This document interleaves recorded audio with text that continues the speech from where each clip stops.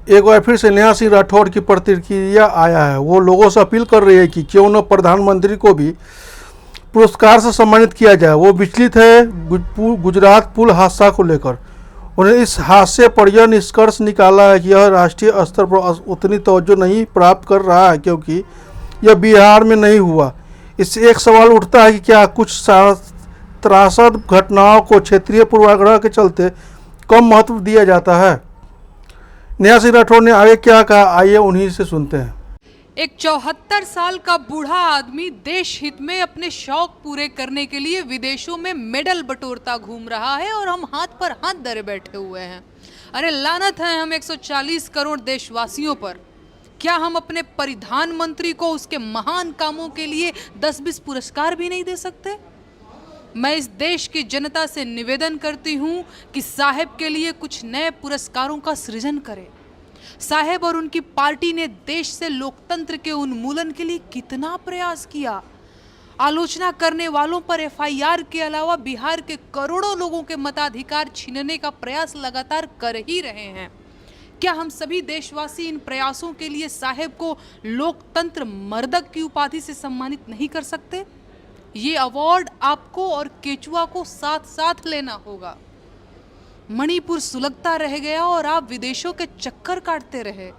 बेटियों को नंगी करके उनकी परेड निकाली गई और आप बेटी बचाओ का नारा लगाते रहे, लेकिन आज तक मणिपुर नहीं गए। ऐसे में मणिपुर विनाशक के उपनाम पर आपके अलावा और किसका हक हो सकता है?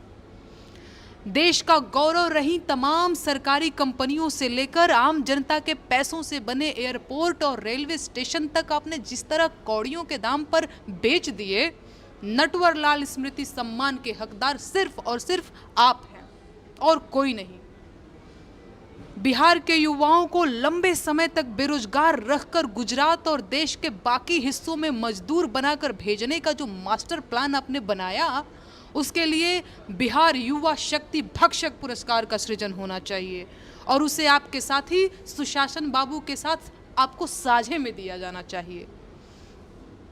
आपके शासन काल में बलात्कारियों का जिस तरह मनोबल बढ़ा और आपकी पार्टी के नेताओं ने जिस तरह के कारनामे किए, बलात्कारी बाबाओं को जिस तरह पेरोल पर रिहाई मिलती रही, उसके लिए बलात्कारी रक्षक पुरस्कार की शुरुआत भी की जानी चाहिए।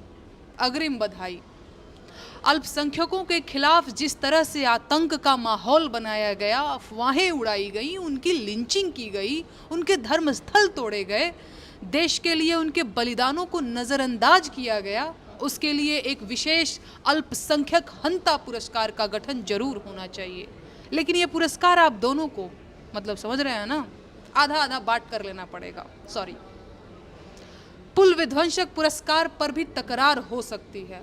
अभी 3 दिन पहले तक सुशासन बाबू ये पुरस्कार 5/1 से जीत रहे थे, लेकिन बड़ोदरा पुल गिरने के बाद से आपकी दावेदारी मजबूत हुई है, क्योंकि मौतें इसमें ज़्यादा हुई हैं।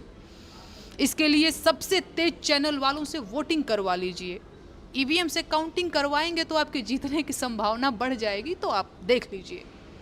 अडानी मित्र पुरस्कार की दावेदारी के लिए तो खैर अगले 1000 सालों तक कोई आपके आसपास भी नहीं आ पाएगा। अग्रिम बधाइयाँ सर।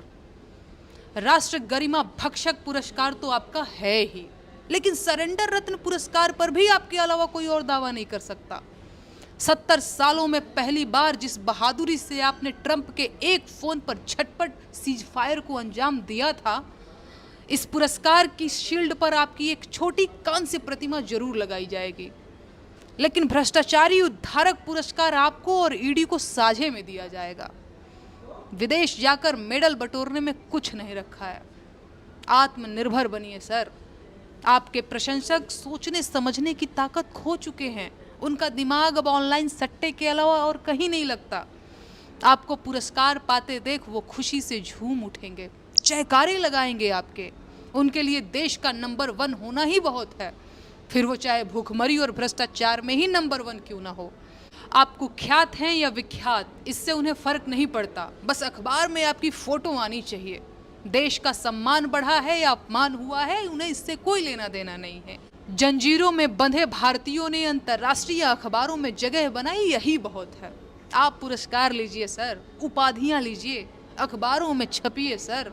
आपके प्रशंसक तालियां बजाते रहेंगे। नमस्कार, आदाब, सत श्री अकाल। मैं हूं मोहम्मद इफ्तिखार और आप देख रहे हैं महुआ एक्सपीरियंस।